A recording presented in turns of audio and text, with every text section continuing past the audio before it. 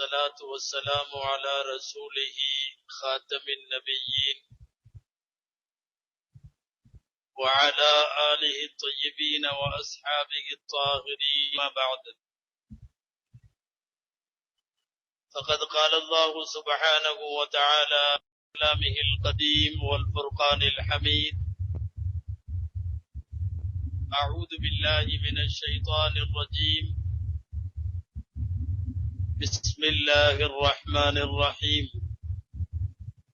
يريد الله بكم اليسر ولا يريد بكم العسر. صدق الله العظيم. وقال رسول الله صلى الله عليه وسلم: إن أعظم النكاح بركة أيسرها مؤونة. صدق رسول الله صلى الله عليه وسلم. அளவற்ற அருளாளனும் நிகரற்ற அன்புடையோனுமாகிய எல்லாம் வல்ல அல்லாஹுவின் பெயரால் துவங்குகிறேன். அருமை நபிகள் நாயகம் முஹம்மதுர் ரசூலுல்லாஹ் ஸல்லல்லாஹு அலைஹி வஸல்லம் அவர்களின் மீதும் நற்பாக்கியத்திற்குரிய அவர்களுடைய உம்மத்தினர் மீதும், குறிப்பாக இங்கே குழுமி இருக்கிற நம் அனைவர் மீதும் எல்லாம் வல்ல அல்லாஹுவின் நல்லருள் என்றென்றும் நிறைவாக உண்டாவதாக. ஆமீன். அல்லாஹுவின் பேரருளால்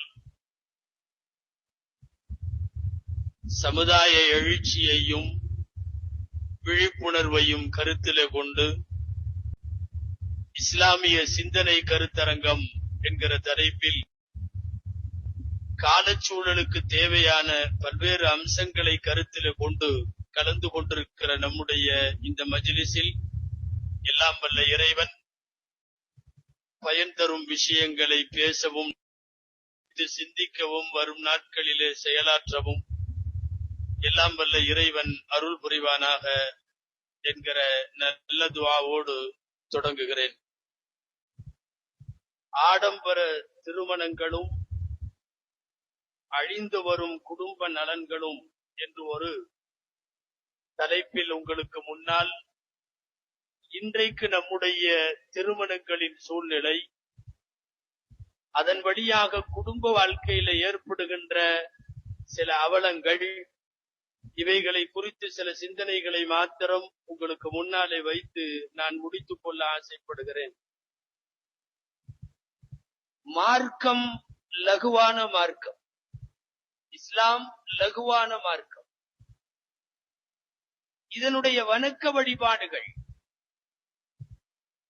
இதனுடைய கொள்கை கோட்பாடுகள், இஸ்லாம் வலியுறுத்துகிற எல்லாமே லகுவானவை. அந்த அடிப்படையில் இஸ்லாத்திலே வலியுறுத்தப்படுகிற நபிகள் நாயகம் ஸல்லல்லாஹு அலைஹி வஸல்லம் அவர்களால் சுன்னத்தாக முன்வைக்கப்படுகிற நபிமார்களின் நடைமுறையாகிய திருமணம் உலகத்திலே இருக்கிற எல்லா சமயங்களை விடவும் இங்கே திருமணம் லகுவானது. ஆனால் ஒரு திருமணத்தின் வழியாக 100 விஷயங்களை மார்க்கத்தில் இல்லாததையெல்லாம் கொண்டு வந்து புகுத்தியதன் விளைவு இன்றைக்கு இஸ்லாமிய சமுதாயத்தில் திருமணம் போல் பாரமான காரியம் எதுவும் இல்லை என்கிற அளவுக்கு நாம் வந்து நிற்கிறோம். நம் எல்லோருக்கும் தெரியும், திருமண சபைகளிலே நீங்கள் கேள்விப்பட்டிருப்பீர்கள், அடிக்கடி உங்கள் காதுகளிலே சொல்லப்படுகிற நபிமொழி அது. நிக்காகுவில் பரக்கத்தான நிக்காகு என்பது செலவு லேசாக எந்த திருமணமோ அதுதான். அதமுன் நிக்காஹி பரக்கத்தன், நிக்காகுவில பெரிய பரக்கத் எதுவென்றால் ஆக லகுவாக செய்யப்படுகிற திருமணம். இன்றைக்கு மக்களின் துஆவை பெறுவதற்கு பதிலாக, அல்லாஹுவின் பரக்கத்தை பெறுவதற்கு பதிலாக, அருமை நபி ஸல்லல்லாஹு அலைஹி வஸல்லத்தின் ஆசியை பெறுவதற்கு பதிலாக திருமணம் என்ற பெயரில் நிறைய பேர் பத்துவாக்களை வாங்கி கொண்டிருக்கிறார்கள். கடும் வார்த்தைகள் பயன்படுத்தவில்லை. ஆடம்பர திருமணங்களால் கூடியிருப்போர் துஆ செய்ய மாட்டார்கள், பத்துவா செய்வார்கள். உங்கள் திருமணத்தினுடைய விருந்திலே கலந்து நன்கு வயிறு புடைக்க சாப்பிட்டு விட்டு வெளியே போகிறவர்களை என்ன பேசுகிறார்கள் என்று கொஞ்சம் நீங்கள் கேளுங்கள். பணத்திமிரு பாத்தியல்ல, எவ்வளவு காட்டியிருக்கான் பாத்தியல்ல, அவனோட கெத்த பாத்தியல்ல, இது எல்லாம் பத்துவா, மணமக்களுக்கான துஆ அல்ல. நான் துவக்கத்திலேயே ஒரு விஷயத்தை சொல்லி விடுகிறேன். உலகத்திலேயே ஆக பெரிய பொருட்செலவில் நடந்த நிக்கா ரெக்கார்டு திருமணம், கின்னஸ் ரெக்கார்டிலே அகில உலகத்தில் இதைவிட ஆடம்பரமான திருமணம் இல்லை என்று கின்னஸில பதிவாக இருக்கிற திருமணம் எது தெரியுமா? இங்கிலாந்து இளவரசர் சார்லஸ் உடைய திருமணம். கல்யாணம் ஆன வேகத்திலேயே டைவர்ஸும் ஆயிடுச்சு. கின்னஸ் ரெக்கார்ட்ல உலகத்தில் ஆடம்பர திருமணம் என்று பதிவாக இருக்கிறது. வாழவில்லை என்பது உலகத்தினுடைய பதிவு. ஆடம்பர திருமணம் நடத்தக்கூடிய மணமக்களுக்கு கூடியிருப்போர் சார்பாகவோ, அந்த நிக்காக சபையில இருப்பவர்களோ, விருந்தில பங்கேற்பவர்களோ, அந்த திருமணத்தோடு சம்பந்தப்பட்டவர்களோ முகத்துக்கு முன்னால் கை கொடுப்பார்கள், கட்டிப்பிடிப்பார்கள். முதுகுக்கு பின்னாலே விமர்சன சொற்கள் பேசுவார்கள். அதுவெல்லாம் பத்துவாக்களாகத்தான் போய் முடியும். நம்முடைய இஸ்லாமிய திருமணம் எவ்வளவு லகுவானது என்று உங்களுக்கு தெரியும். ஈஜாப், கபுல், மஹர், வலீமா, 4 அம்சத்துக்கு பெயர் தான் நிக்கா. முடிச்சது நிக்கா. இஸ்லாமிய திருமணம் ஓவர், அவ்வளவுதான். என்ன வேணும்? 4 வேணும். ஈஜாப் வேண்டும், அதாவது எனது மகளை இத்தனை ரூபாய் மகருக்கு இவர்கள் சாட்சியாக இந்த சபையோர்கள் முன்னிலையில் நான் உங்களுக்கு திருமணம் செய்து கொடுத்தேன் அப்படின்னு பெண்ணுடைய தகப்பனோ தாத்தாவோ அண்ணன் தம்பிகளோ வழிகாரர்கள் சொல்லுவார்கள் அல்லவா, இதற்கு ஈஜாப் என்று பெயர். நான் ஏற்றுக்கொண்டேன், கபூல் செய்தேன் என்று மாப்பிள்ளை சொல்லுவார், இதற்கு கபூல் என்று பெயர். இந்த திருமணத்திற்கு தட்சணையாக மகர் தொகையை மாப்பிள்ளை கொடுப்பார், மகர் என்று பெயர். பெண் வீட்டுக்கு பெண் செலவுக்கு மகர் தருகிற இது மாப்பிள்ளையை சார்ந்த தொகை. 3 முடிச்சது.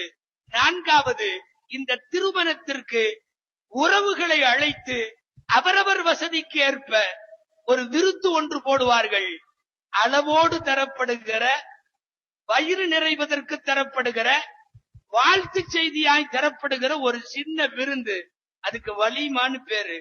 இந்த நாளை தாண்டி இஸ்லாமிய திருமணம் ஒண்ணுமே இல்லை. இந்த நாளை தாண்டி ஒண்ணும் இல்லை.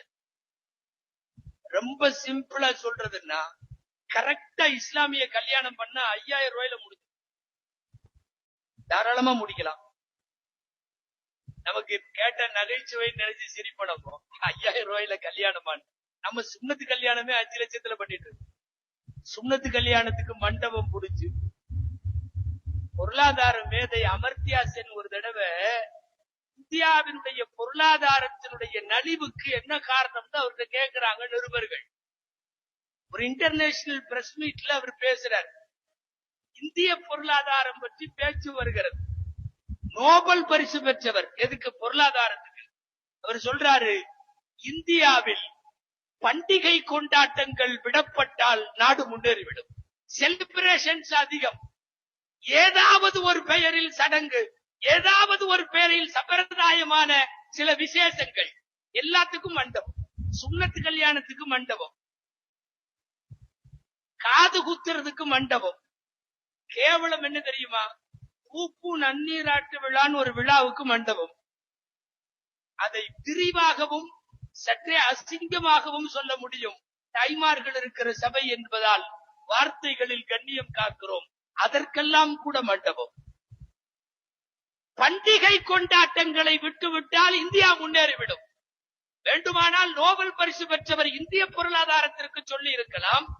முஸ்லிம் கம்யூனிட்டியினுடைய பொருளாதாரத்தினுடைய மிகப்பெரிய பின்னடைவிற்கு பின்னால் நம்முடைய இந்த தாம்பீக செலவுகள், ஆடம்பர செலவுகள், ஈஜாபு, கபூல், மகர், வலீமா என்று நான் சொன்ன இந்த நாளில முடிந்தது நிக்கா.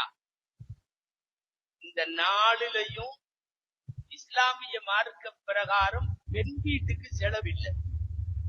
பெண் வீட்டுக்கு செலவே வைக்கல. பெண் வீட்டு சாப்பாடு, பெண் தரப்பில் தொகை, பெண் தரப்பில் சீதனம், பெண் தரப்பில் நகை நட்டு எதுவும் இந்த மார்க்கத்தில் வலியுறுத்தப்படவில்லை. ஆனால் இன்றைக்கு நம்முடைய திருப்பரங்கள் எவ்வளவு பாரதூரமாகிவிட்டது. காசை அடிப்படையாக கொண்ட திருமண தீர்மானங்கள் இன்றைக்கு நம்முடைய குடும்ப வாழ்க்கையை கேள்விக்குறியாக்கி இருக்கிறது. எல்லா பத்திரிகைகளையும் இப்போ எல்லாம் போடுறாங்க. மணமக்களை வாழ்த்தும் துவா, பாரக்கல்லாஹு லக வபாரக அலைக வஜமா பைனகுமா ஃபீ கைர். மணமக்களை வாழ்த்தும் போது நீங்கள் ஓதுங்கள். அந்த வார்த்தை முதல்ல யாருக்கு சொன்னாங்கன்னு நாம யோசிக்கிறோம். ஃபர்ஸ்ட் அந்த வார்த்தையை ரசூலுல்லாஹி ஸல்லல்லாஹு அலைஹி வஸல்லம் யாருக்கு சொன்னாங்க தெரியுமா? பாரக்கல்லாஹு லக வபாரக்கல்லாஹு அலைக வஜமா பைனகுமா ஃபீ கைர். அப்துர் ரஹ்மான் இப்னு அவுஃப் ரலியல்லாஹு அன்ஹுக்கு சொன்னாங்க. அவரு மதீனாலதான் கல்யாணம் பண்ணாரு, வெளியூர்ல எல்லாம் இல்ல. நல்லா கவனிக்கணும் நீங்க. மதீனாவுல கல்யாணம் பண்றாரு. தொழுகைக்கு வர்றப்ப சட்டையில இருக்கிற மாப்பிள்ளைகளுடைய அந்த சந்தன பூச்சை வச்சு தெரிஞ்சுக்கிட்டு, என்ன சந்தனம் பூசி இருக்கு சட்டையில, கல்யாணம் ஆயிருச்சான்னு கேக்குறாங்க. அவரு ஆமா நான் நிக்கா பண்ணிட்டேங்கிறார். அப்ப நபி ஸல்லல்லாஹு அலைஹி வஸல்லம் சொன்னாங்க, வலிமா குடு, நிக்கா பண்ணிட்டேன்னா எங்களுக்கு எல்லாம் வலிமா இல்லையா? அவுலிம் வலௌ பிஷாத்தின், ஒரு ஆடாவது அறுத்து நீ வலிமா கொடுக்கலாமல்ல அப்படின்னு நபி ஸல்லல்லாஹு அலைஹி வஸல்லம் கேக்குறாங்க. நீங்க இங்க கொஞ்சம் கவனிக்கணும். அன்னைக்கு மதீனா இன்னைக்கு இருக்கிற மாதிரி ஒரு பெரிய சிட்டி அல்ல. இன்னைக்கு இருக்கிற மாதிரி சிட்டி அல்ல, குக்கிராமம். குக்கிராமத்திலையும் ரொம்ப குக்கிராமம். வரலாற்று ஆசிரியர்கள் சொல்லுகிறபடி 6 தெருவு தான் அன்னைக்கு மதீனால இருந்தது. யாராவது மதீனால 6 தெருவுல ஒரு தெருவுல நின்று சத்த போட்டா 6 தெருவுக்கும் கேட்கும். 6 தெருவுக்கும் கேட்கும். கிராமத்துல ஒரு கல்யாணம் நடந்தது நாயகத்துக்கு தெரியல. அதாவது எவ்வளவு சைலண்டா கல்யாணம் நடந்திருக்குங்கிறதுக்காக சொல்ல வர்றேன். 6 தெருவு உள்ள நம்ம ஊரா இருந்தா என்ன நடந்திருக்கும்? 6 தெருவுக்கும் சாமியானா போட்டு, 6 தெருவுலையும் டியூப்லைட் கட்டி, 6 தெருவுல உள்ள வீட்டுல பூரா அடுப்பத்த வைக்காம விருந்த போட்டு என்னென்ன நடந்திருக்கும்?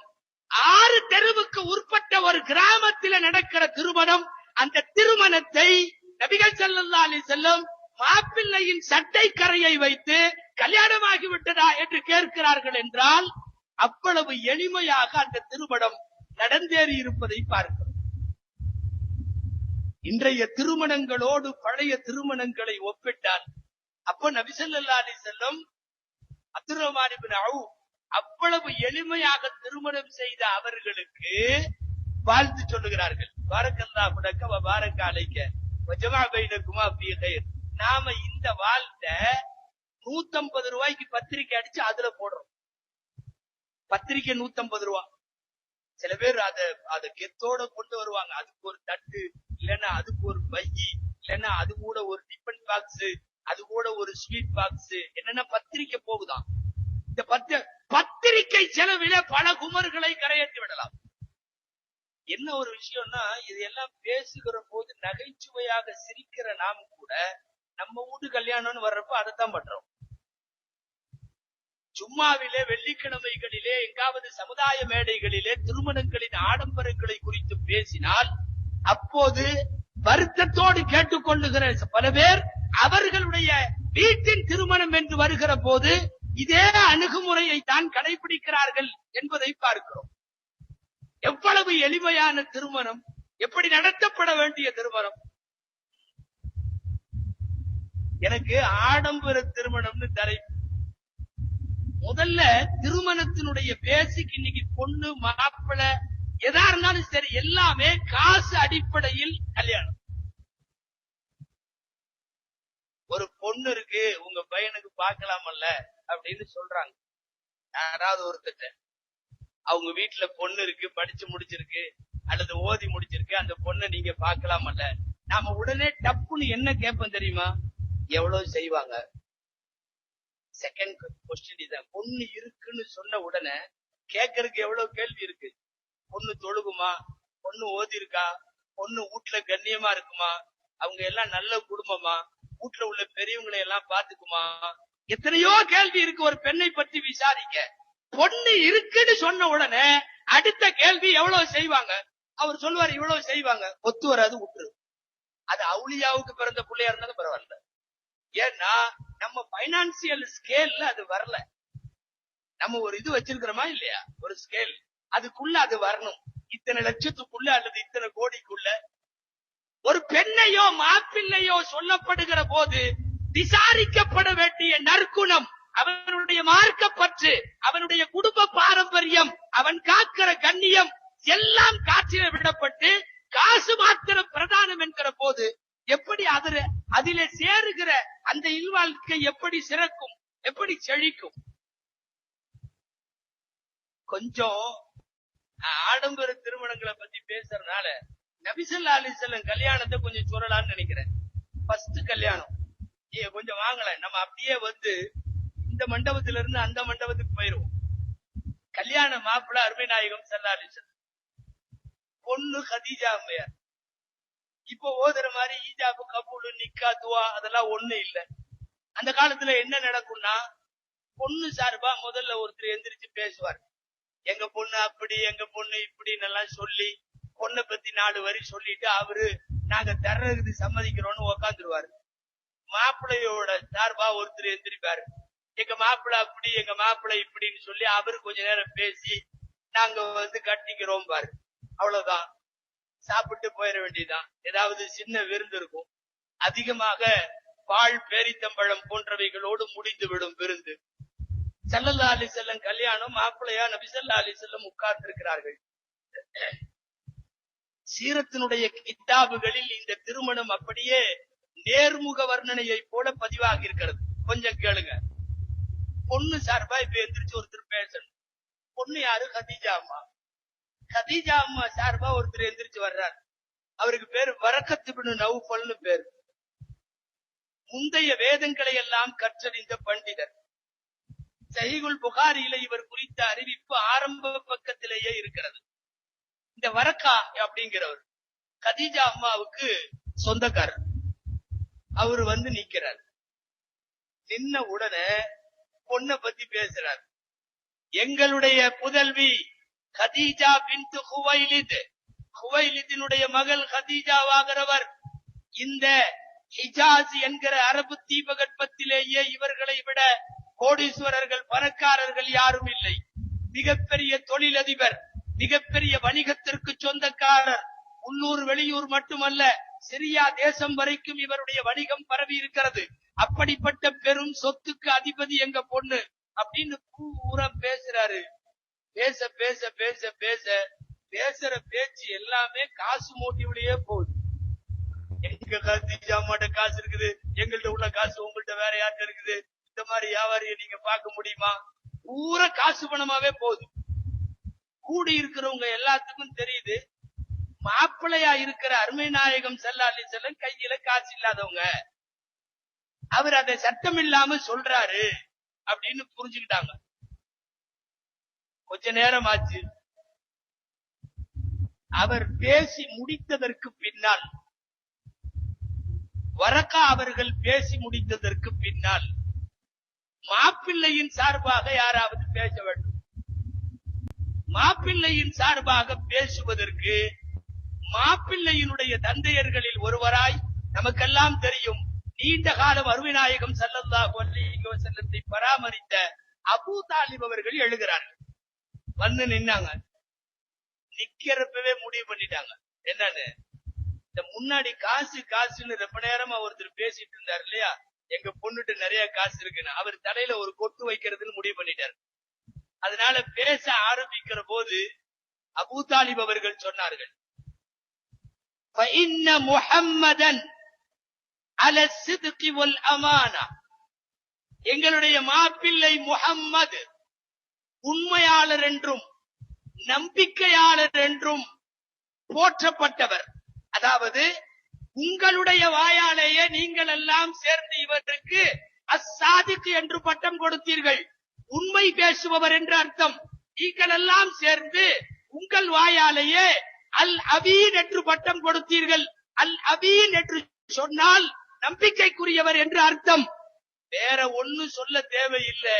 அறிமுகத்திற்கு அவசியம் இல்லாதவர் முஹம்மது ஸல்லல்லாஹு அலைஹி வஸல்லம்னு சொல்லிட்டு அடுத்த வரி சொன்னாரு, ஃபஇன்னல் மால தில்லுன் ஸாயிலுன், ஃபஇன்னல் மால தில்லுன் ஸாயிலுன். காசு பணம் என்பது நீக்கும் நிழல் போன்றது. நிழல் காலையில கொஞ்சம் சுமாரா இருக்கும், உச்சி வெயில் அடிக்கிறப்ப நிழல் இருக்காது. சூரியன் சாய ஆரம்பிச்சா நிழல் பெருசா இருக்கும். எந்த நேரம் கூடும் காசு வரும், காசு போகும். காசு கன்று நிரந்தர இருப்பு கிடையாது. இதையெல்லாம் பேசுகிறார்கள் அபூ தாலிப் அவர்கள் தங்களுடைய திருமணத்தினுடைய மணமகன் அறிவிப்பின் போது. நான் சொல்ல வர்றது, நபி ஸல்லல்லாஹு அலைஹி வஸல்லத்தினுடைய கல்யாணத்திலேயே, பெருமானாரினுடைய முதல் திருமணத்திலேயே பதிவான செய்தி என்ன தெரியுமா? காசை வைத்து திருமண சந்தையிலே பேசப்படக்கூடாது, காசு பிரதானமாக கூடாது என்பதுதான் பேசப்பட்டது. இன்றைய திருமணங்களின் மிகப்பெரிய சாபக்கேடாய் அமைந்திருப்பது இன்றைக்கு பொருளாதார சிந்தனைகள் கொண்ட திருமணம். நம்ம கல்யாணம், ஒரு கல்யாணம் நடத்துற ஊர்ல கிட்டத்தட்ட 100 கல்யாணம் நடத்திடலாம். தயவு செய்து இங்க செல்வந்தர்கள் இருக்கிறீர்கள், ஊரினுடைய முக்கிய பொறுப்பாளர்கள் இருக்கிறீர்கள். ஏழை குமர்களினுடைய வாழ்க்கை கேள்விக்குறியாக்குவதற்கு நாமெல்லாம் பதில் சொல்ல வேண்டிய சூழ்நிலை ஏற்படும். ஒரு சஹாபி நபி தோழர் ஒருத்தர் இருந்தாரு, அவருக்கு ஜுலைபிப்னு பேர். ரொம்ப ஏழை, மகர் கொடுக்கறதுக்கு காசு இல்ல. பொதுவா உங்களுக்கு எல்லாம் தெரியும், இந்த நாட்டுல குமரிகள் தேங்குற மாதிரி அந்த நாட்டுல குமரர்கள் தேங்கிட்டு இருக்காங்க. காரணம் என்னன்னா, காசு இல்ல. அங்க மகர் தொகை கொஞ்சம் விலை ஜாஸ்தி. நம்ம நாட்டுல எல்லாம் அறிவிப்பு செய்யற மாதிரி அந்த நாட்டுல அறிவிப்பு செஞ்சா குமரங்காரியத்துக்கு உதவி செய்யுங்கன்னு தான் சொல்லணும். அவ்வளவு மாப்பிள்ளைகள் தேங்கி இருக்கிறார்கள். மகர் தொகை கொடுத்து மிஞ்ச முடியாது. அந்த ஜுலைபுங்கு வருகிற சஹாபிட்ட காசு இல்ல, ஒண்ணும் இல்ல. அவர் ஒரு அன்றாடங்காட்சி, கல்யாணம் ஆகல, ரொம்ப நாளா கல்யாணம் ஆகல. ஸல்லல்லாஹு அலைஹி வஸல்லம் சபையில நிறைய பேருக்கு கல்யாணம் ஆகுது, அவர் பாக்குறாரு. இப்போ ஒரு நாள் தனியா இருக்கிறப்போ எல்லாரும் எந்திரிச்சு போனதுக்கு அப்புறம் நபி ஸல்லல்லாஹு அலைஹி வஸல்லம்ட்ட ஓப்பனா கேட்டார், அல்லாஹ்வின் தூதரே, எனக்கெல்லாம் சொர்க்கத்திலேயாவது கல்யாணம் நடக்குமான்னு கேட்டார். எனக்கு சொர்க்கத்திலேயாவது கல்யாணம் நடக்குமான்னு கேட்டார். ஸல்லல்லாஹு அலைஹி வஸல்லத்திற்கு சற்று உண்மையாகவே தீவிர கவலையை கொடுத்தது அந்த வார்த்தை.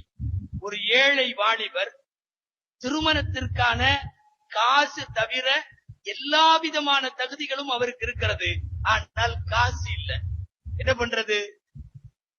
ஸல்லல்லாஹு அலைஹி வஸல்லம் சொன்னாங்க, சொர்க்கத்துல உனக்கு கல்யாணம் நடக்கும், அல்லாஹ் ஊருலீன்களோடு உன்னை சேர்த்து வைப்பான், நீ அதை விட்டு இப்ப நான் சொல்ற வீட்டுல போய் பொண்ணு கேளுன்னு சொல்லி ஒரு வீட்டுக்கு அனுப்பிச்சு விடுவாங்க. அந்த வீட்டுல பெற்றோர் கூட மாப்பிள்ளைய பார்த்த உடனே கொஞ்சம் யோசிக்கிறப்போ அந்த பெண்ணு சொல்லுச்சு, அல்லாஹ் ரசூல் முடிவெடுத்து ஒரு மாப்பிள்ளையை அனுப்பி வைத்தால் நான் கட்டிக்கிறேன். அவர் ஏழை, பரவாயில்லை. அவர் கருப்பு நிறமாக இருக்கிறார், பரவாயில்லை. தோற்ற பொலிவு இல்லை, பரவாயில்லை. சமூக அந்தஸ்து இல்லை, பரவாயில்லை. குடும்ப பின்னணியும் பாரம்பரிய பெருமையும் இல்லை, பரவாயில்லை. எனக்கு அவர் மாப்பிள்ளை. போன இடத்துல கல்யாணத்தை முடிச்சுட்டு வந்துட்டார். நாமெல்லாம் நிச்சயத்தை கூட இப்படி முடிக்க மாட்டோம். நான் எதுக்கு சொல்றேன், ஒரு சபையில இருந்து நாயகம் அனுப்புறாங்க, அந்த வீட்டுல போய் கேளு. கேட்டாச்சு, கல்யாணம் முடிச்சுட்டு வந்துட்டார். கல்யாணம் முடிச்சுட்டு வர்றார். நாம இன்றைக்கு நிச்சயதார்த்தத்திற்கு 500 பேர் கூடுகிறோம். ஃபர்ஸ்ட் பார்க்க போறதுக்கு 100 பேர் கூடுகிறோம்.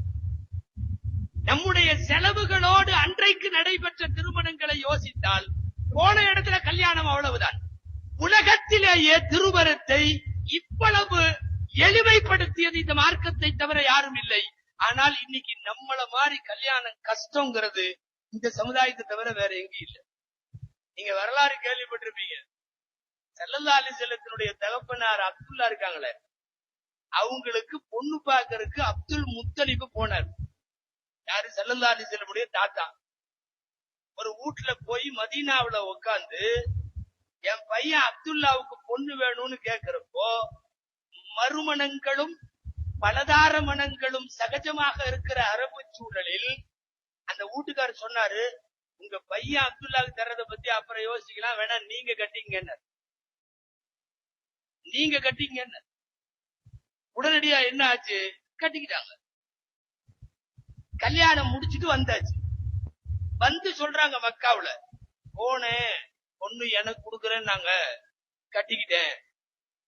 ஒரு சில அறிவிப்புகளில் வருகிறது, அந்த தம்பதியினர்களுக்கு பிறந்தவர்கள் தான் ஹம்சா ரலியல்லாஹு அன்ஹு என்று கூட அறிவிப்பு உண்டு. போன இடத்துல கல்யாணம், பொண்ணு தர்றேன்னு சொல்லிட்டாங்க, மாப்பிள்ள கபூல் செய்யறதுக்கு ரெடி, முடிச்சது சிம்பிளாக திருமணம்.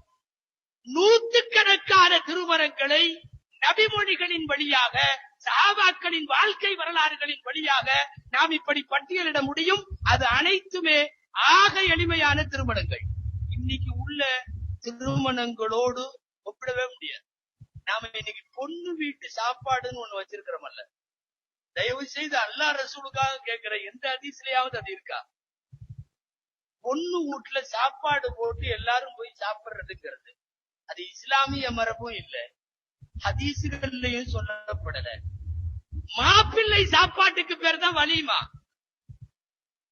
பெண் வீட்டு சாப்பாடு எங்கிருந்து வந்தது?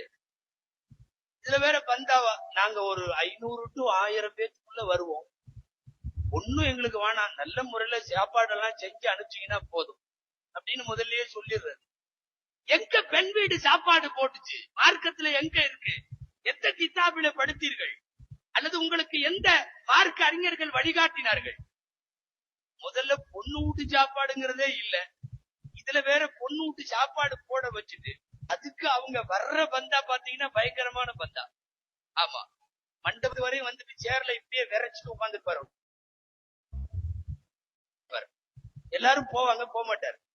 தனியா வந்து அவரை கேட்கணும், ஹாஜியார் தாங்க சாப்பிடல, இன்னுமா பொண்ணு வீட்டுக்காரங்க யாரும் என்னை வந்து கூப்பிடல.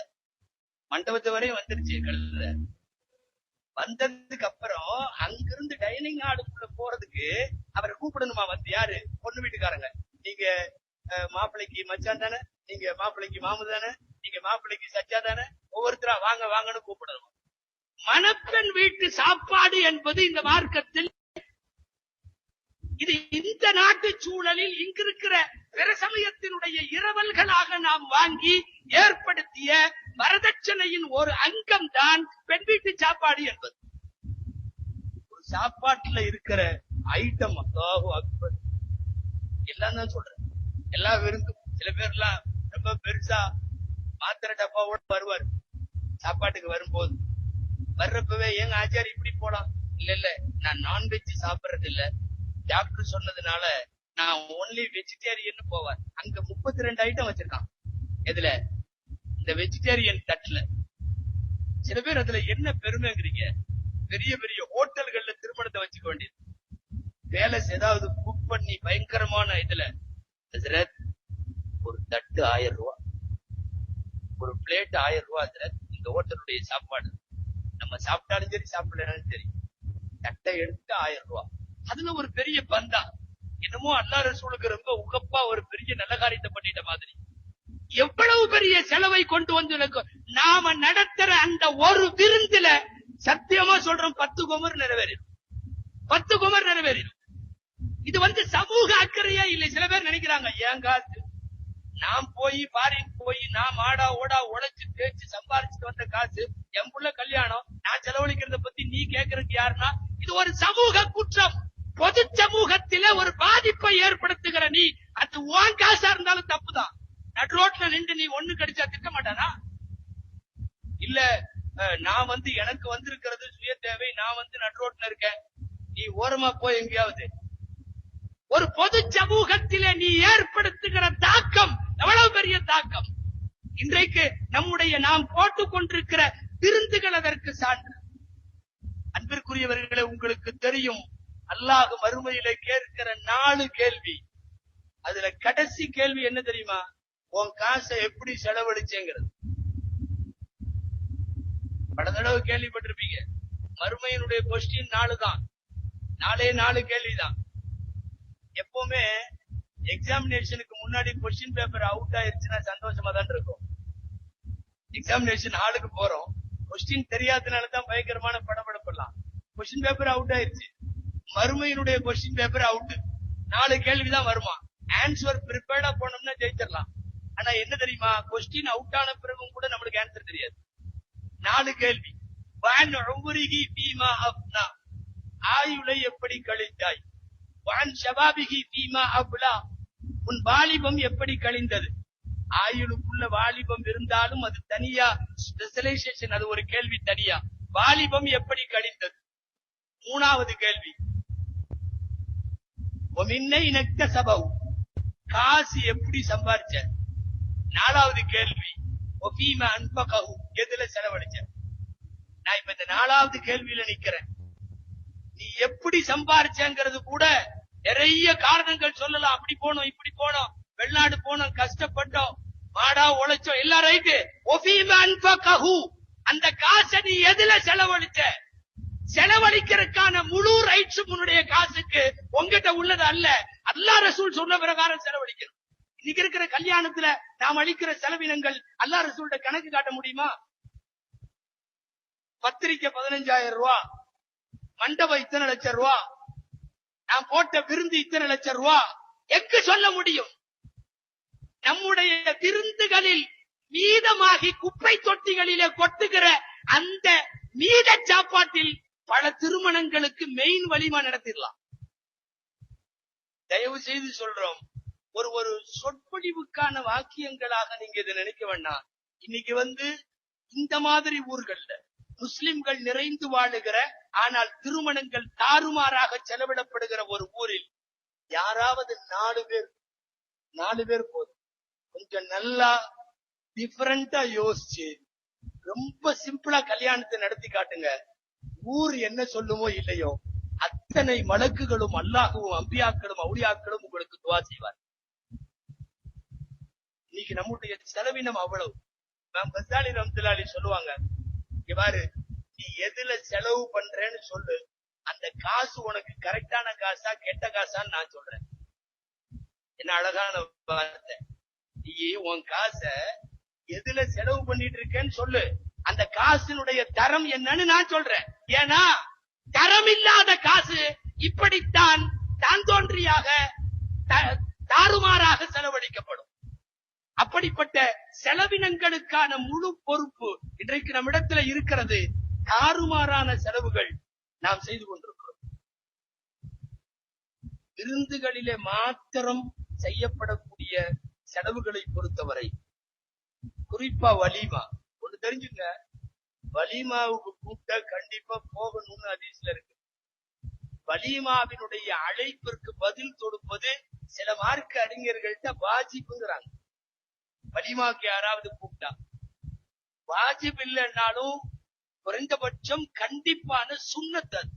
வலிமாவை கூப்பிட்டா போகணும். ஆனா ஒன்று என்ன தெரியுமா, அந்த வலிமாவே மார்க்கத்தை மீறிய செலவினமாக நடத்தப்படுவானால் அதை காரணம் காட்டிய வலிமாவை புறக்கணிக்கலாம். நீ செய்வது ஆடம் செலவு, இதுல நான் வரமாட்டேன் என்று சொல்லுவதற்கான அனுமதி நமக்கு உண்டு. இன்னைக்கு நாம் நடத்தி கொண்டிருக்கக்கூடிய எல்லா திருமணங்களும் இந்த பட்டியலிலே சேருமா சேராதா என்பது உங்களுடைய கவனத்திற்குரியது. உயர்தரமான லாட்சிகள். ஒரு திருமணத்தை வைத்து நாம் எவ்வளவு தூரம் அத்துமீறுகிறோம் சொன்னா ஆச்சரியப்படுவீங்க. சென்னையில ஒரு கல்யாணம், சென்னையில முழுக்க முஸ்லிம் திருமணம், முஸ்லிம்கள் நிறைந்து வாழக்கூடிய ஒரு ஊருடைய திருமணம். ஆனா அவங்க ஊர்ல நடக்கல, சென்னையில நடக்குது. நம்ம ஆளுங்க இந்த காசோட கெத்த காட்டுறதுல எவ்வளவு வரம்பு மீறி விட்டார்கள்ங்கிறதுக்காக சொல்ல வர்ற. தாய்லாந்துல இருந்து விமானத்துல 21 பெண்கள், குட்டை பாவாடை அணிந்த பெண்கள் சப்ளைக்கு இறங்குறாங்க. எதுக்கு? சாப்பாட்டு சப்ளை. என்னமோ அது சப்ளை பண்ணாதான் நம்மால சாப்பிடுவாரு மாதிரி. அல்லாஹு அக்பர். சாப்பாடு சப்ளை பண்றதுங்க பொய் சொல்லவில்லை. நேரடியாக அந்த விருந்தை பார்த்து முகம் சுளித்தவர்கள், பின்னாலே வந்து காரி துப்பியவர்கள், ஏன் வசதியா சாப்பிட்டு வர்றப்ப பத்துவா செஞ்சுட்டு வந்தவங்க அவங்க எல்லாம் இருக்கிறாங்க சென்னையில. இப்ப என்ன அர்த்தம் தெரியுமா? என்கிட்ட காசு இருக்குதுன்ற கெட்ட காட்டுறது. தாய்லாந்துல இருந்து அரைகுறை ஆடை அணிந்து கொண்டு வந்து ஒரே மாதிரி ஒரு 18-20 வயசு பெண்கள் சாப்பாடு சப்ளை பண்ணாதான் உன்னுடைய கல்யாணம் சிறக்கும் என்றால், உன் கல்யாணத்தை விட கேடு கெட்ட கல்யாணம் வேற ஏதாவது இருக்கா? எவ்வளவு மோசம்! காசு இருக்கிறது என்ற பெயரால் திருமணத்திலே அனுமதிக்கப்பட்டிருக்கிற அல்லாஹ் ரசூலினுடைய செலவுகளை எல்லாம் கூட எவ்வளவு தூரம் இன்றைக்கு மாற்றி காட்டியிருக்கிறோம். ஒரு தட்டு இவ்வளவு ரூபா அப்படின்னு சொல்லிக்கிறதுல அவ்வளவு பெரிய ஒரு நிச்சயம் எல்லாம் இப்ப எல்லாம் 200-300 பேருக்கு சாப்பாட்டோட. முதல்ல எல்லாம் அசருக்கு பிறகு நம்மளுக்கு 10 பேர் போவாங்க, அங்கிருந்து ஒரு 10 பேர் வருவாங்க, உட்கார்ந்து டீ குடிப்பாங்க.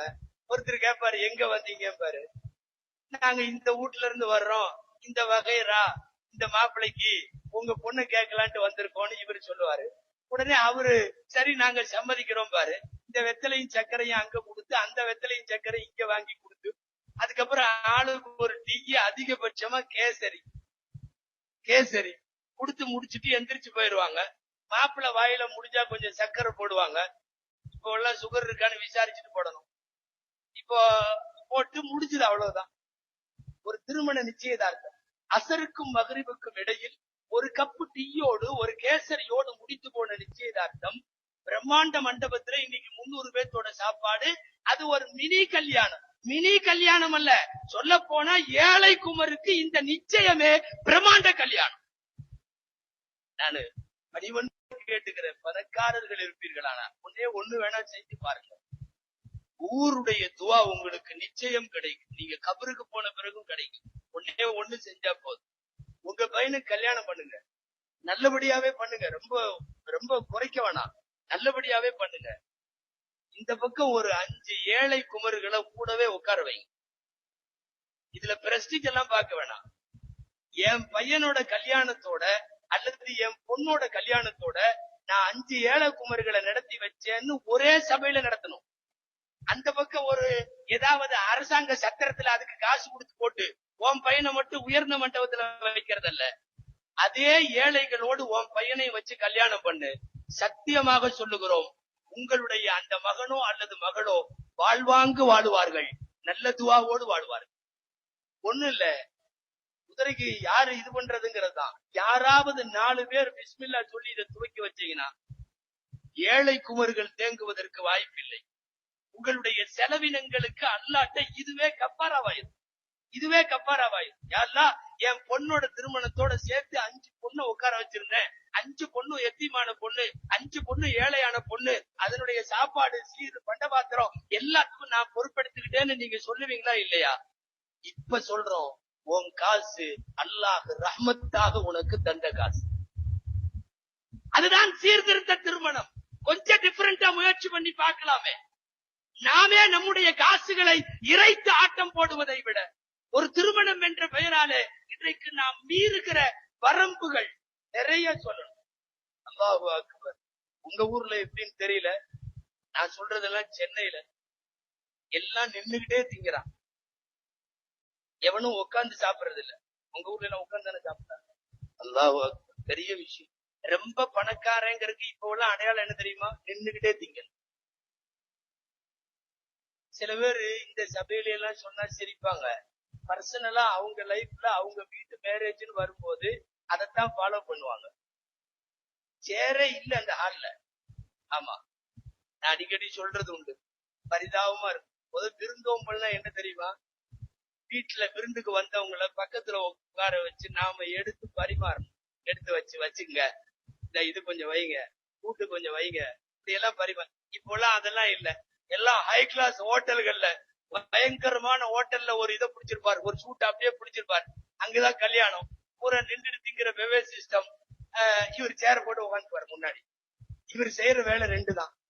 வாங்க போங்க. இவருடைய விருந்தோம்பல் அதுல முடிஞ்சிருக்குங்க. வாங்க, அவர் வந்துருவார்ல, போங்க.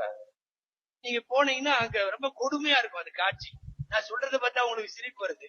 போன உடனே செக்ஷன் வாரியா நிப்பானுங்க, வரிசையா ஆளுக்கு ஒரு சில்வர் இதை வச்சு. ஒருத்தன் தட்டு மட்டும் கொடுப்பான். அவன்கிட்ட நீங்க வேற எதுவும் கேட்க கூடாது. அவன் தட்டுக்குன்னு நியமிக்கப்பட்ட மலக்கு மாதிரி. ஜிப்ரைலு, இஸ்ராயிலு, இஸ்ராபில் இப்படி எல்லாம் செக்ஷன் ஒதுக்கி இருக்காங்களா இல்லையா? உயிர் வாங்குறதுக்கு ஒருத்தர், மழை வைக்கிறதுக்கு ஒருத்தர், வகி கொண்டு வர ஒருத்தர், அந்த மாதிரி தட்டுக்குன்னு ஒருத்தர் நியமிக்கப்பட்டிருக்கான். நீங்க அவன்கிட்ட தவறி கூட சோறு போடுன்னு கேட்க கூடாது. அவனுக்கு தட்டை தவிர வேற ஒண்ணும் தெரியாது. கொஞ்ச தூரம் அதை ஏந்திக்கிட்டே நீங்க போகணும். அங்க ஒருத்தன் சோறு மட்டும் வைப்பான். அவன் சோத்துக்குன்னு நியமிக்கப்பட்ட மலக்கு. அங்கிருந்து கொஞ்ச தூரம் போனீங்கன்னா ஒருத்தன் கட்டாவோ மிட்டாவோ ஏதாவது வைப்பான். இன்னொருத்தன் தயிர் சட்னி வைப்பான். நீங்க அதை ஏந்திக்கே போற காட்சி இருக்கு இல்லையா? அடாடாடாடா, என்னன்னு புரியுதா உங்களுக்கு? ஆமா, பிச்சை எடுக்கிற மாதிரிதான், சொல்ல முடியல. ஆமா, வெள்ளிக்கிழமை நாங்கெல்லாம் சும்மால கூட சொல்ல முடியாது. என்னன்னு கேட்டா, பள்ளிவாசல் தலைவர் நின்றுகிட்டே திங்கிற கல்யாணம் அந்த வாரம் வச்சிருப்பாரு. நீ என்னத்தான் சொல்லியிருக்கேன் பாரு. நாம கிட்டத்தட்ட அது அந்த காட்சியே பாத்தீங்கன்னா பிச்சை எடுக்கிற மாதிரியே தான் இருக்கும். யா ஹபீப் யா ரசூலல்லாஹ், ஈ கொஞ்சம் போடு, ஈ கொஞ்சம் போடு, அப்படியே போன எல்லாம் போட்டுருவான்ல. கடைசியில ஒருத்தன் 2 தட்டுலயும் நாம ஏந்திட்டு இருக்கிறப்ப தண்ணி பாட்டில கொடுப்பான். இத்தூணா நமக்கு 2 கையில வச்சிட்டு இருக்கிறப்ப தெரியாது. வாங்கி இங்க சொருகுவார். எங்கங்க? பைபாஸ்ல அக்குள்ள சொருகி நரக வேதனை. இது தேவையா? இத கையில பிடிச்சுக்கிட்டு இங்க கொஞ்சம் விட்டாலும் மிஸ் ஆயிரும். இங்க போட்டு டைட்டா இந்த இதை புடிச்சுக்கிட்டு அப்படியே வருவார். இந்த பொசிஷன்லயே பின்னாடி ஒருத்தர் வருவார். தட்டுல வாங்கிட்டு சைட்ல அவரு வச்சுக்கிட்டு இந்த கொடுமையில இந்த 2 பேர் நின்று, அப்புறம் மாப்பிள்ளை எப்ப பயணம் போற, நீ எப்ப வந்த, நீ என்ன, 2 பேரும் பேசிட்டு இருப்பான். இடையில விக்குச்சுன்னா கூட கந்தரகோலம். விக்கல் வந்துச்சுன்னு வைங்களேன், பிளீஸ் கொஞ்சம் குடிங்க, தண்ணி குடிச்சிட்டு வாங்கிக்கிறேன். நான் என்ன சொல்றேன், இந்த நரக வேதனை தேவையா? உட்கார்ந்து சாப்பிட முடியாதா? என்ன தெரியுமா? எவ்வளவு பணம் கூட இருக்குதோ அவ்வளவு தூரம் நின்னுட்டு திங்கணும்னு அர்த்தம். இன்னைக்கு கல்யாணங்களின் மூலமாக காட்டப்படுகிற பந்தாக்கள்ல இது ஒரு பந்தா. திருமதி ஷரீஃபில் ஒரு ஹதீஸ் வருகிறது, நீங்க கவனிக்கணும். அனஸ் ரலியல்லாஹு அன்ஹு அவர்களும் கதாதா ரலியல்லாஹு அன்ஹு அவர்களும் 2 பேரும் அறிவிக்கிற ஹதீஸ். சப்ஜெக்ட் எதை பத்தி போகுதுன்னா, நின்னுட்டு குடிக்கிறத பத்தி. நஹன் நபியு ஸல்லல்லாஹு அலைஹி வஸல்லம் அனி ஷுர்பி காயிமன், நாயகம் ஸல்லல்லாஹு அலைஹி வஸல்லம் நின்று கொண்டு குடிப்பதை தடை செய்தார்கள். ஃபகுல்னா யா ரசூலல்லாஹ், இந்த 2 சஹாபிகளும் சொல்றாங்க, நாங்க அல்லாஹ்வின் தூதர்கிட்ட கேட்டோம். என்ன கேட்டோம்? ஃபல் அக்லு யா ரசூலல்லாஹ், நின்னுட்டு குடிக்க வேணாம்னு சொல்றீங்க, அப்ப சாப்பிடுறது பரவாயில்லையா? ஃபல் அக்லு யா ரசூலல்லாஹ், அதுக்கு பதில் சொல்றாங்க ஸல்லல்லாஹு அலைஹி வஸல்லம், வதாலிக அஷர்ரு வ அக்பது, அது ரொம்ப கேடு கெட்டது. நபி ஸல்லல்லாஹு அலைஹி வஸல்லம் வார்த்தை, நாம சொல்லல, உலமாக்கள் சொல்றதா தயவு செய்து நினைக்க வேண்டாம். வதாலிக அஷர்ரு வ அக்பது, திருமதி ஷரீஃபினுடைய ஹதீஸ் இது. அஷர்னா கெட்டதல்ல, கைர் அப்படின்னா நல்லதுன்னு உங்களுக்கு தெரியும். கைர் அப்படின்னா நல்லது, ஷர்னா கெட்டது, அஷர்னா கேடு கெட்டதுன்னு அர்த்தம். அஹ்பதுனா மானக்கேடானதுன்னு அர்த்தம். அஹ்பத் இந்த வார்த்தை எங்க கேள்விப்பட்ட மாதிரி இருக்கா? விஷா போறப்போ ஓதுவோம், மினல் குபுதி வல் ஹபாயிதி, அந்த வார்த்தை தான் சொல்றாங்க நாயகம் நின்னுட்டு திங்கிறதுக்கு. எந்த வார்த்தையை எங்க கொண்டு வந்து சொல்லிருக்காங்க பாத்தீங்களா? மானக்கேடானதும் கேடு கெட்டதுமானது நின்று கொண்டு சாப்பிடுவது. ஆனா நம்ம பணக்காரங்க யாராவது இந்த வரிசையா போய் நின்னுட்டு திங்கிற இவங்கள்ட்ட போய் சொல்ல முடியுதா? இன்னைக்கு கேக்குறாங்களா? அதாவது ஆடம்பர திருமணம் என்பது ரொம்ப அத்து மீறி நம்மள்ட்ட போயிருச்சு. திருமணம் என்கிற ஒரு சின்ன சுண்ணத்து இவ்வளவு தூரம் விஸ்தீரணப்படுத்தப்பட்டு செலவு செய்யப்படுமானால் சாபக்கேடாகிவிட்டதல்லவா திருமணம்? சுண்ணத் என்பதை தாண்டி, பரக்கத் என்பதை தாண்டி, எங்களுடைய நபிமார்களின் வழிமுறை என்பதை தாண்டி இவ்வளவு பெரிய சாபக்கேடாக போயிருச்சு. ஏழைகளுடைய கல்யாணத்துக்கு எங்க போவாங்க? உங்களுக்கு எல்லாம் தெரியும், இந்த நாட்டினுடைய மிகப்பெரிய இஸ்லாமிய இன்டலெக்சுவல்கள்ல, அறிவுஜீவிகள்ல ஒருத்தர் அல்லாமா அலிமியானவர்கள், அபுல் ஹசன் அலி நத்வின்னு சொல்லுவாங்க, லக்னோ நதுவா அலிமியான், இந்தியாவினுடைய சொந்த மண்ணில இருந்து அரபு நாட்டு பாடசாலைகளுக்கு பாடம் எழுதி கொடுத்தவர். அவ்வளவு பெரிய அரபி பண்டிட் அவர். சரி, அவரை பத்தி இல்ல, சுருக்கமா விஷயத்துக்கு வந்துடலாம். அவரு all India Muslim personal law போர்டோட தலைவரா இருக்கிறார். அகில இந்திய முஸ்லிம் தனியார் சட்ட வாரியத்துக்கு அவர் தலைவரா இருக்கார்.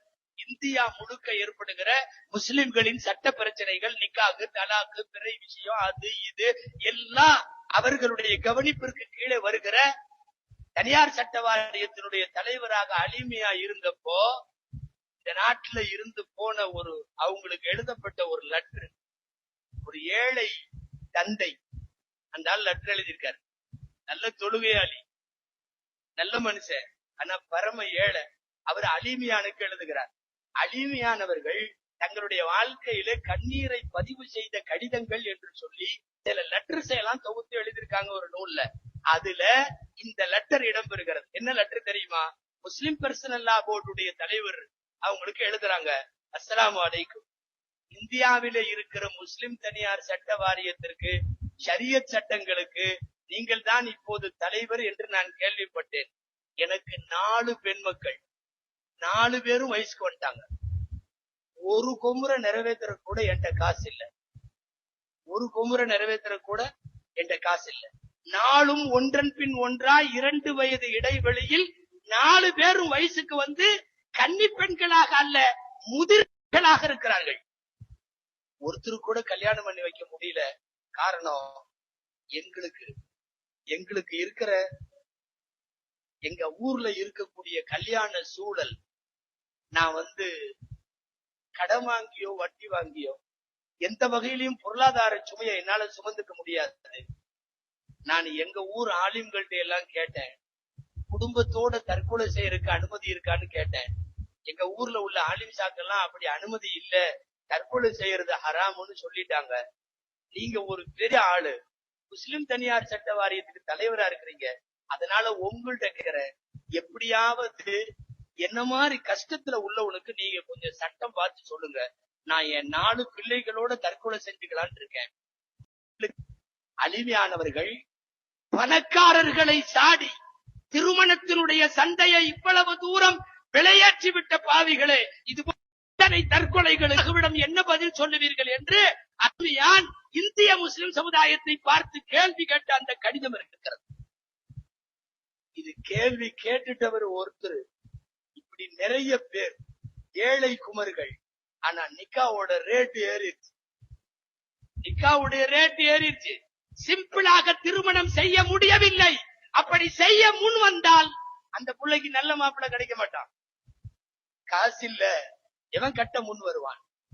எவ்வளவு தூரம் பணப்புழக்கமோ அவ்வளவு தூரம் தான் நல்ல சம்பந்தம் என்று ஆகிவிட்ட போது தற்கொலைகளை தவிர இவர்களுக்கெல்லாம் வேறு என்ன முடிவு கிடைக்க முடியும்? அதற்கு அலிமியானவர்கள் என்னுடைய வாழ்க்கையிலே கண்ணீரை வரவழைத்தது என்று சொல்லுகிறார்கள். கல்யாண சந்தை எவ்வளவு எகிரிச்சு தெரியுமா இப்போ? அல்லாஹு அக்பர். அதுலயும் சில பேர் பொண்ணு விட்ட புளிஞ்சு எடுத்துறான். ரம்ஜானுக்கு முன்னாடி நிச்சயம் பண்ணிட்டான்னு வைக்கல, இந்த ஊர்ல இருக்கான்னு தெரியல, நான் எங்க ஊர்ல எல்லாம் சொல்றேன். ரம்ஜான்ல இஃப்தார் அனுப்பணும் ஒரு நாள் தனியா, அது பல ஆயிரம் செலவுல அனுப்பணும். ஏன்னா அந்த மூதேவி இவங்க வரலன்னா நோம்பு திறக்க மாட்டான். இங்கிருந்து இஃப்தார் போகணும். இன்னும் கல்யாணமே ஆகல, நோம்புக்கு துணி எடுத்து அனுப்பணும். கல்யாணம் செவ்வால்ல தான் வச்சிருக்காங்க. அதுக்கு முன்னாடியே நிச்சயம் முடிஞ்சா இல்லையா? என்ன மாப்பிள்ளைக்கு இன்னும் கஞ்சி விட வரல? கஞ்சி விட மட்டுமா போகும்? அதுல கஞ்சி விட வரலப்பா. மாப்பிள்ளைக்கு இன்னும் துணி எடுத்து கொடுக்கலையாம்பா. அதுலயும் சில பேர் எல்லாம் இந்த பொண்ணு விட்ட போட்டு புளியுது இருக்கிறது இல்லையா? டெலிவரிக்கு சென்னையில டெலிவரிக்கு அனுப்பிச்சு விடுறாங்க. மருமகளை அனுப்புறப்ப அந்த மாமியார் சொல்லுது, என்ன சொல்லுது தெரியுமா? மூத்த மருமகளுக்கு 2 பேருக்கும் டெலிவரி அப்பல்லோல தான் பார்த்தோம். அப்பல்லோல டெலிவரி பார்த்தோம். வேற ஆஸ்பத்திரிக்கு எதையாவது கொண்டு போயிடாதீங்க, அப்பல்லோலயே போங்க. அதாவது நார்மல் டெலிவரி பண்ண பாரு, அறுத்து கிறுத்து போடாத, ஆபரேஷன் பண்ணி போடாதேன்னு சொல்லி அனுப்பாங்க பாத்துருக்கோம். நீ அறுத்து போடுறியோ ஆளை காலி பண்றியோ எதா இருந்தாலும் அப்பல்லோவுக்கு போயிரு. ஏன்னா குடும்ப கௌரவம். ஏற்கனவே 2 மருமக அப்பல்லோலதான் பிறந்திருக்கான். டெலிவரி பார்த்தாங்களாம். அந்த தகப்பனார் வந்து சொல்றாரு, அதுல டெலிவரிக்கு அனுப்புறதுக்கு ஆஸ்பத்திரி பேரெல்லாம் எழுதி கொடுக்குறாள். ஆமா, அவங்க என்ன பண்ணாங்க தெரியுமா? அங்க போகல, வழி வந்துருச்சு. பக்கத்துல ஜெயின் கம்யூனிட்டி நடத்துற ஒரு ஆஸ்பத்திரி, ஜெயினர்கள் இருக்காங்க இல்லையா, இலவச அந்த மகிழா சபான்னு சொல்லி ஜெயினர்கள் நடத்துற ஒரு இலவச ஆஸ்பத்திரி ஒண்ணு. வழி வந்த உடனே டக்குன்னு கொண்டு போயிட்டாங்க. அல்ஹம்துலில்லாஹ் போன உடனே அரை மணி நேரத்துல நார்மல் டெலிவரி. நான் எதுக்கு சொல்றேன் தெரியுமா? அந்த அம்மா பாக்குறதுக்கு வரல. யாரு? மாமியா. போயும் ஒரு இலவச ஆஸ்பத்திரியில போய் பிறந்திருக்க குழந்தை பெற்றிருக்கிறா. எங்க குடும்ப பாரம்பரியத்தையே கெடுத்துட்டா. இப்ப இதே அப்பல்லோல போய் அறுத்து போட்டிருந்தா இந்த அம்மா டெலிவரி டைமுக்கே வந்துடும். இப்ப என்னன்னா, இலவச ஆஸ்பத்திரியில அது நார்மல் பிறந்திருக்கு, தாயும் சேயும் நலம், அல்லாஹ் கிருபையில நல்லா இருக்காங்க. இந்த மூதேவி வரல, பாக்குறதுக்கே வரல. அப்புறம் 7 நாள் கழிச்சு வம்படியா அவங்க எல்லாம் சொல்லி வந்து குழந்தைய கையில கொடுக்குறாங்க. குழந்தைய வாங்கின உடனே பஞ்சு டைலாக் ஒண்ணு, பஞ்சு டைலாக், உன்னோட நசீபு இங்க வந்து பிறந்திருக்கிற. நான் என்ன சொல்றேன், இப்ப என்ன நசீபு கெட்டுருச்சுன்னு, என்ன நசீபு கெட்டு போச்சு அந்த குழந்தைக்கு? ஏன் கைகால் ஊனமா போச்சா? கண்ணு குருடா பிறந்திருக்குதா? அழகான குழந்தை கையில வாங்கி வச்சுட்டு டைலாக். அதாவது இந்த மாதிரி மாமியாருங்க ஒளியிற வரையும் கல்யாண செலவெல்லாம் ஒளியவே ஒளியாது. எவ்வளவு தூரம் ஒரு திருமணத்தை வைத்துக் கொண்டு கசக்கி பிழிவதற்கு, செலவை அள்ளி விடுவதற்கு ஒரு அளவு வேண்டாமா? எங்க போவான் ஏழை? ஒண்ணு மார்வாடிட்டு போய் வட்டிக்கு வாங்குவான், இல்ல அப்படின்னா கடன் வாங்குவான். கடன் வாங்கி கட்ட முடிவு தருவதற்கு ஆள் இல்லை, கடைசியில வட்டிக்கு போவார்கள். உங்க ஊர்ல எல்லா ஊர் நிலைமையும் தான். என்னன்னா, இந்த ஊர்ல இந்த ஸ்டேட்டஸ் சிம்பிளை பாதுகாத்துறதுக்காக வேண்டி என்ன பண்றாங்க தெரியுமா? வட்டிக்கு வாங்கி திருமணத்தை நடத்துகிறார்கள், வலிமா நடத்துகிறார்கள், நிச்சயம் நடத்துகிறார்கள். பொண்ணை அனுப்பிச்சு கொடுத்து போட்டு காலம் பூரா வட்டி கட்டிட்டு உட்கார்ந்து இருக்கிற பெரியவர்கள் இருக்கிறார். அவங்க எல்லாம் வெளியே சொல்ல முடியாது. நல்லா தெரிஞ்சுங்க, அல்லாஹ் எங்கூட யுத்தத்துக்கு வான்னு 2 பேத்துக்கு மட்டும்தான் சொல்றான். 2 பார்ட்டி தான். வேற யாரையும், எந்த பாவம் செய்தவனையும் என்னோட யுத்தத்துக்கு வான்னு கூப்பிடல. அல்லாஹ் என்னோட யுத்தத்துக்கு வான்னு கூப்பிட்டது 2 பேர். ஒண்ணு வட்டிக்கார, வட்டி வாங்குறவன். 2வது ஆன்மீக பெரியவர்களை, மார்க்க அறிஞர்களை, இறைநேசர்களை, இவங்களை தகாத வார்த்தைகளால் பேசுபவர். நல்லா தெரிஞ்சுக்கணும், அவுலியாக்கள் விஷயத்தில் எல்லாம் நாவு வரம்பு மீறிச்சுன்னா தண்டனை எல்லாம் இல்ல, இறைவனோடு போர், அல்லாவோடு போர் பிரகடனம் என்பது இந்த 2 பார்ட்டிக்கு மட்டும்தான், வேற யாருக்கும் இல்ல. ஹதீஸ்கள்ல நான் அவர்களோடு யுத்தத்திற்கு வெளியே வருகிறேன். யாரால் முடியும் இறைவனோடு யுத்தம் செய்ய? அவன் அனுப்பிய சின்ன அதாபை தாங்குவதற்கு கூட இந்த மண்ணில் இருக்கிற எந்த உயிருக்கும் ஆற்றல் இல்லை.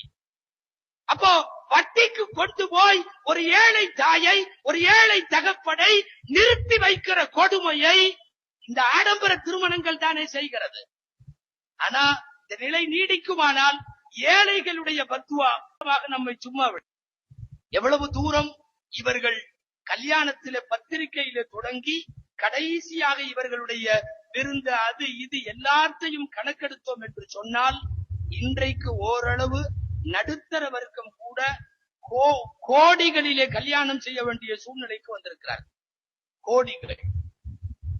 ஒரு திருமணத்தை வச்சு நாம பண்ற அத்துமீறல்கள், ஏராளமான அத்துமீறல்கள்ல மிக முக்கியமாக நிறைய சொல்லணும். திருமண அத்துமீறல்கள் செலவினங்கள்ல மாத்திரமல்ல, பொதுவாவே சொல்றேன். இல்ல இப்படியெல்லாம் நீங்க அது ஒரு 100 பவுன் 150 பவுன் போட்டு பயங்கரமான செலவு, பெண்ணு வீட்டுல செலவழிச்சுட்டு கொண்டு வச்சீங்கன்னா அது அதோட அதிகாரத்தோட தானே வரும். நிறைய குடும்பத்துல இன்னைக்கு ஏன் பிரச்சனை நினைக்கிறீங்க? தெளிவா அந்த புள்ள சொல்லுது, நான் ஒன்னும் சும்மா வரல.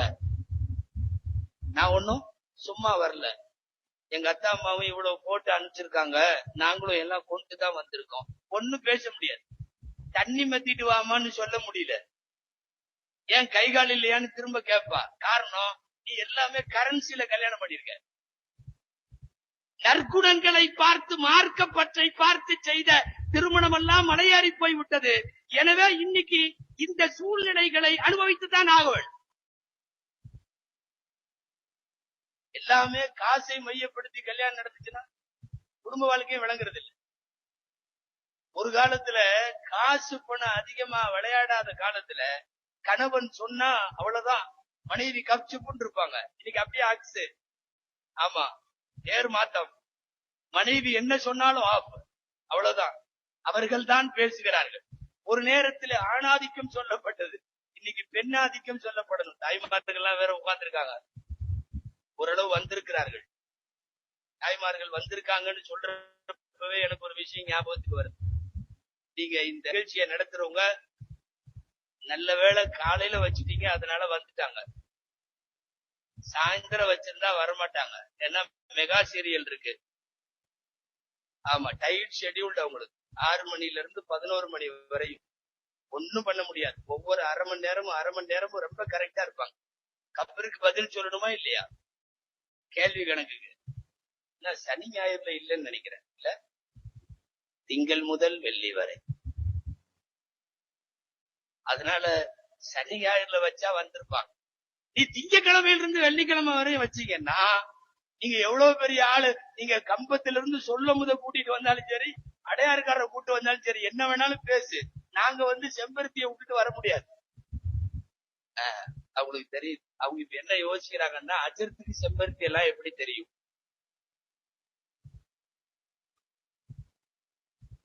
ஒரு திருமண சந்தையில பணம் விளையாடுகிற போது என்ன ஆகுதுன்னா, வரக்கூடியவள் உங்களுக்கு அடங்கி நடப்பான்னு எல்லாம் சொல்ல முடியாது.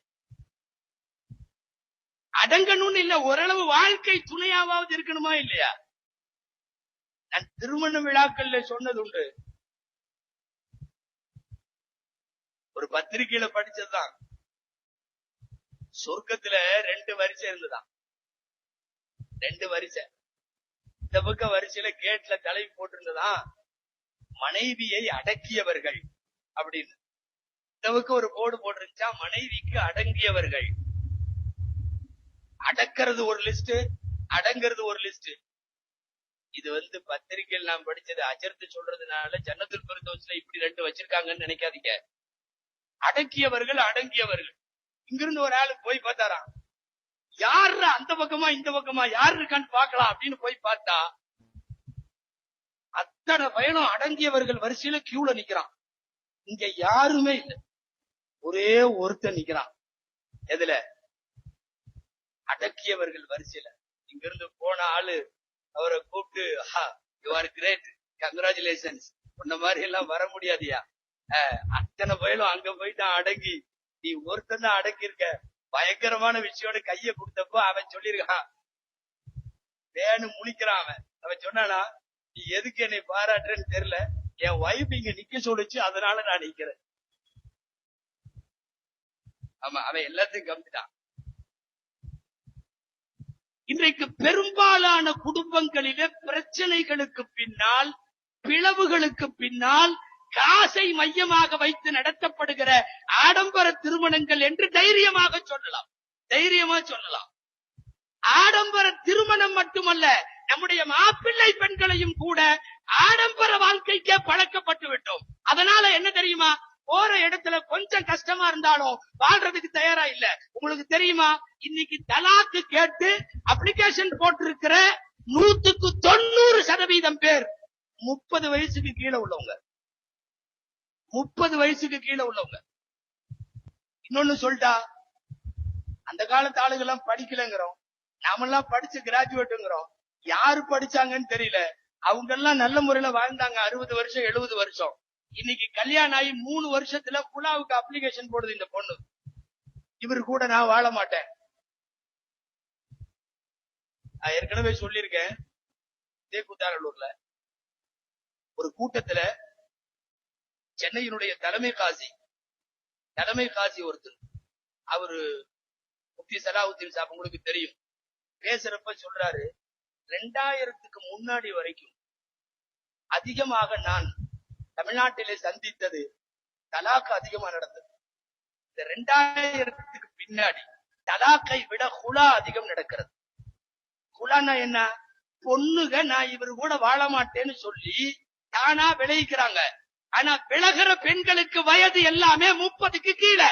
30க்கு கீழே விலகி கொள்ளுகிற ஆண் பெண் என்ன விலகுகிறார்கள்? இவர்கள் என்ன படித்தார்கள்? நம்முடைய மூதாதையர்கள் வாழ இல்லையா? திருமணம் ஒரு 60ஆம் பயிர் அல்ல, ஆயிரங்காலத்து பயிர் இல்லையா? இந்த நாட்டுல 60ஆம் கல்யாணம் கொண்டாடின நிறைய பேர் முதியவர்கள்.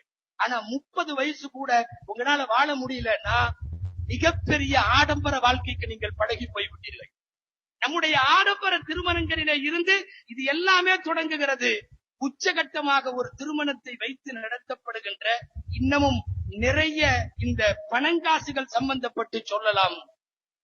ஆடம்பர திருமணங்களால் தான் இவ்வளவு பெரிய பாதிப்புக்கு ஆளாக்கி இருக்கிறோம்.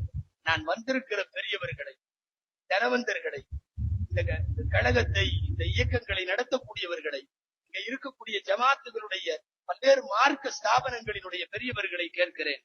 4 பணக்காரங்க யாராவது கொஞ்சம் முன்வாங்க, எளிமையான முறையில சீர்திருத்த திருமணம் செஞ்சு காமிங்க. உங்களுடைய பிள்ளையோடு சேர்ந்து 4 ஏழை பிள்ளையும் அமரட்டும். அப்படி ஒன்னே ஒண்ணு நடத்துங்க தயவு செய்து. நாங்கள் ஒட்டுமொத்தமாக உலமாக்கள் வந்து வாழ்த்துகிறோம். அப்படி ஒரு திருமணம் வருமானால் நிச்சயமாக இந்த ஊரில் இருக்கிற எல்லாரின் துவாவுக்கும் அது காரணமாக ஆகும். நீங்க துவக்கி வச்சிட்டீங்கன்னா அதுக்கு பிறகு அப்படி எத்தனை நடந்தாலும் அதனுடைய நன்மை உங்களை சேரும். திருமணங்களிலே ஆடம்பரங்களை தவிர்ப்போம், மன நிம்மதியோடு வாழ்வோம். அல்லாஹு ஜல்ல ஷானுஹு தஆலா அனாவசியமான அத்தனை செலவுகளிலே இருந்தும் இந்த சமுதாயத்தை பாதுகாப்பானாக. இஸ்லாமிய திருமணங்களையும் அதற்கு பின்னுண்டான இல்வாழ்க்கையையும் எல்லாம் வல்ல இறைவன் அபிவிருத்திகள் நிறைந்த வாழ்க்கையாய் ஆக்கி தருவானாக. ஆமீன். வஆகிரு தஅவானா அனில் ஹம்துலில்லாஹி ரப்பில் ஆலமீன். அஸ்ஸலாமு